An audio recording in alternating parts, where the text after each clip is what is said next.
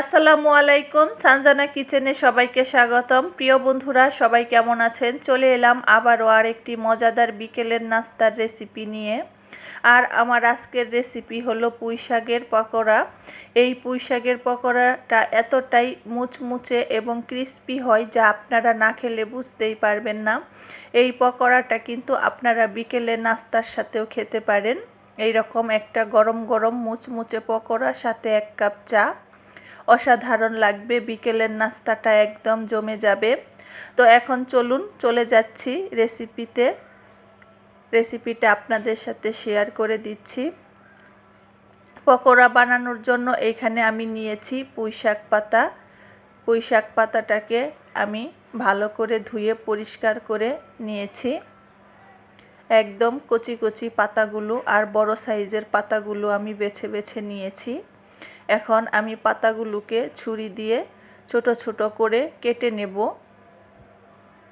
তো এখানে আমি সবগুলো পাতা অফ ক্যামেরায় কেটে নিয়েছি। আর এই পকোড়াটা বানানোর জন্য আমার এইখানে লাগছে মশারির ডাল। এই ডালটাকে আমি আধ ঘন্টা আগে ভিজিয়ে রেখেছিলাম। তারপরে আমি ভালো করে ধুয়ে পরিষ্কার করে নিয়েছি। এখন আমি মিক্সিনে এটা দিয়ে দেব, দিয়ে ব্লেন্ড করে নেব। আপনারা চাইলে কিন্তু পাটাইও করে নিতে পারেন। আমি কিন্তু বেশিরভাগ জিনিসই পাটাই বেটে নিই। আজকে একটু সময়ের স্বল্পতার জন্য আমি এটা মিক্সিনে করে নিলাম। একদম মিহি করিনি, একটু দানা দানা আছে। এরকম করে ব্লেন্ডারে আমি ব্লেন্ড করে নিয়েছি। এখন আমি এর মধ্যে বাকি উপকরণগুলো মিক্সড করে নেব। এখন আমি দিয়ে দিলাম 2টা কাঁচামরিচ কুচি, আর দিয়ে দিলাম একটা পেঁয়াজ কুচি করে, আর দিয়ে দিলাম অল্প একটু মরিচের গুঁড়া, আর দিয়ে দিলাম অল্প একটু হলুদের গুঁড়া। এখানে ঝালের পরিমাণটা আপনারা যে যেরকম খান সেই অনুযায়ী দিয়ে দেবেন। আর দিয়ে দিলাম স্বাদ মতো লবণ। দিয়ে এখন আমি এর মধ্যে দিয়ে দেব সুজিটা দেওয়ার কারণে কিন্তু এই পকোড়াটা অনেকটাই ক্রিস্পি আর অনেকটাই মুচমুচে হবে। আপনারা চাইলে কিন্তু এখানে সুজির পরিবর্তে ময়দাটাও দিতে পারেন। আর এর মধ্যে এখন আমি দিয়ে দিব পুঁই শাক পাতা কুচি করে রেখেছিলাম, ওইটা দিয়ে এখন আমি সব উপকরণগুলো হাত দিয়ে ভালো করে মিক্সড করে নেব। খুবই সহজ একটা রেসিপি। আর ঘরে থাকা অল্প কিছু উপকরণ দিয়ে আপনারা বিকেলের এই রকম দুর্দান্ত একটি নাস্তা করে নিতে পারেন। গরম গরম পকোড়া খেতে কিন্তু খুবই ভালো লাগে। আর বিশেষ করে বিকেলে নাস্তার সাথে 1 কাপ চা খুবই অসাধারণ লাগে খেতে। তো আমি হাত দিয়ে ভালো করে মিক্সড করে নিয়েছি, মেখে নিয়েছি একদম। এখন আমি চলে যাচ্ছি চুলায় ভাজার জন্য। তো কড়াইয়ের মধ্যে আমি এখানে দিয়ে দিয়েছি পরিমাণ মতো সাদা তেল। তেলটা একটু গরম করে নিয়েছি। এখন আমি ছোট ছোট এইরকম করে পকোড়াগুলো ভেজে নেব। চুলাটা মিডিয়াম টু লো রেখে আস্তে আস্তে আমি ভেজে নেব।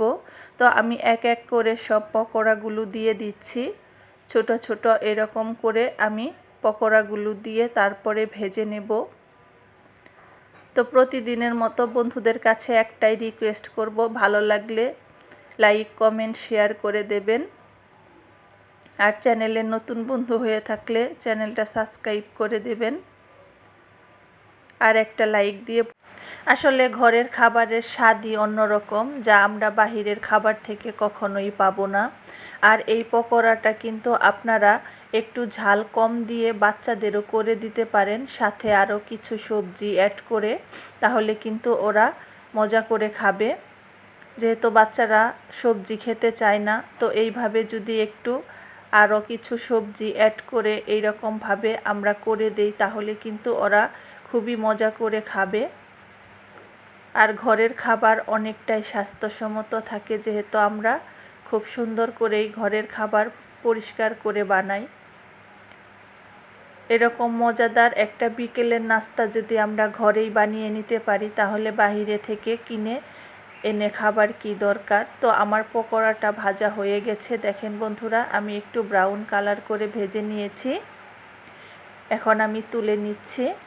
তুলে আপনাদেরকে পরিবেশন করে দেখাচ্ছি কতটা ক্রিস্পি আর মুচমুচে হয়েছে। তো একবার আপনারা বাসায় অবশ্যই ভালো লাগলে রেসিপিটা ট্রাই করতে পারেন। আর আমার আজকের রেসিপিটা কেমন হয়েছে বন্ধুরা অবশ্যই কমেন্ট করে জানাবেন। আর রেসিপিটা যদি খুবই ভালো লেগে থাকে তাহলে একটু শেয়ার করে দিতে পারেন।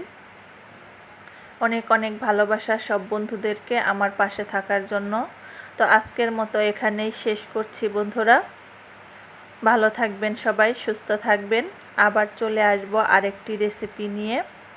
তো দেখেন বন্ধুরা আমার রেডি হয়ে গেছে পুঁইশাক পাতার পকোড়া। এখন শুধু খাবার পালা, সাথে 1 কাপ চাও আছে। তো সবাই ভালো থাকবেন। আল্লাহ হাফেজ।